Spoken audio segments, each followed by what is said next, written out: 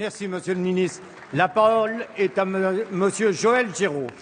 Merci, Monsieur le Président. Permettez-moi à mon tour, au nom du groupe d'OZRDP, d'exprimer notre solidarité avec les familles d'otages, surtout celles qui sont et demeurent dans la peine. Ma question s'adresse à Monsieur le Premier ministre et concerne l'écotaxe poids lourds. Le scandale, ce n'est pas l'écotaxe, c'est EcoMove. L'écotaxe est une bonne mesure qui permet d'appliquer le principe du pollueur-payeur à des myriades de camions qui dégradent les routes et polluent l'air. En revanche, le choix très politique arrêté par l'ancien gouvernement de confier le déploiement et la gestion du système à une entreprise privée dans le cadre des PPP très décriés par la Cour des comptes interpelle.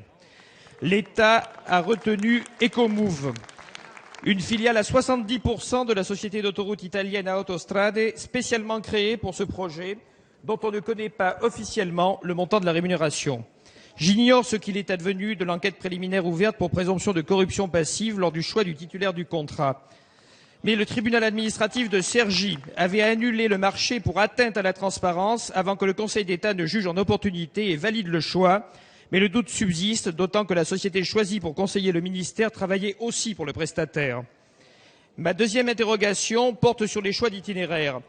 Alors qu'en Allemagne, en Autriche, la LKW Maut a été soigneusement étudiée pour taxer en priorité le transit international des poids lourds, en relevant les seuils en matière de tonnage pour protéger les PME-PMI et en installant les portiques aux frontières, il suffit de regarder la frontière franco-italienne pour s'apercevoir que tous les itinéraires alternatifs aux tunnels alpins et aux autoroutes du littoral ont été soigneusement exonérés d'écotaxes, comme si l'on organisait le report du trafic au profit de centaines d'entreprises, majoritairement italiennes, il faut le dire, sur des liaisons gratuites posant des problèmes de sécurité pour les populations traversées. Alors ma question est double. Êtes-vous favorable à une commission d'enquête parlementaire sur les conditions relatives à l'attribution du marché à EcoMove? Et êtes-vous prêt à revoir rapidement le système pour taxer plus durement le transit international des poids lourds que les PME et PMI françaises? Merci. La parole est à Monsieur Frédéric Cuvillier, ministre délégué chargé des Transports, de la mer et de la pêche. Merci, Monsieur le Président, Mesdames, Messieurs les députés, Monsieur le député Joël Giraud. Votre question me permet de répondre à un certain nombre d'imprécisions concernant la mise en place de l'écotaxe poids lourds, imprécisions que vous avez soulignées et auxquelles il me faut répondre.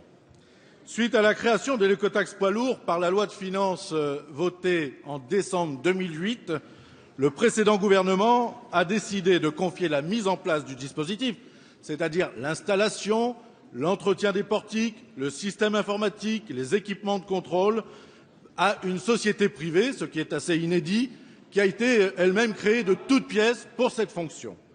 Après une procédure qui a été lancée par M. Borloo en mai 2009, le contrat de partenariat de la société EcoMove a été signé avec l'accord écrit de Nathalie Kosciusko-Morizet, de François Baroin et de Valérie Pécresse.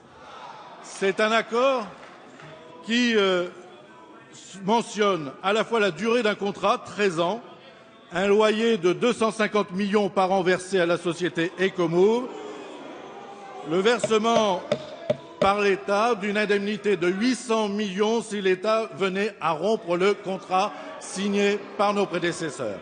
Ce qui veut dire que lorsque nous sommes arrivés, puisqu'un décret a d'ailleurs été signé 2 jours avant le deuxième tour de l'élection présidentielle portant la responsabilité de l'application de l'écotaxe poids lourds à ce gouvernement, nous étions liés, ligotés par le contrat signé par nos prédécesseurs, ce qui m'a amené à dire devant la représentation parlementaire en commission que si nous avions pu faire autrement, nous aurions fait autrement. Et par ailleurs, je précise, puisque cela n'a pas été mentionné, qu'il ne s'agit pas d'un impôt supplémentaire, mais bien de la volonté de faire payer par les utilisateurs et non plus par les contribuables la modernisation des infrastructures. Merci. C'est pourquoi nous relevons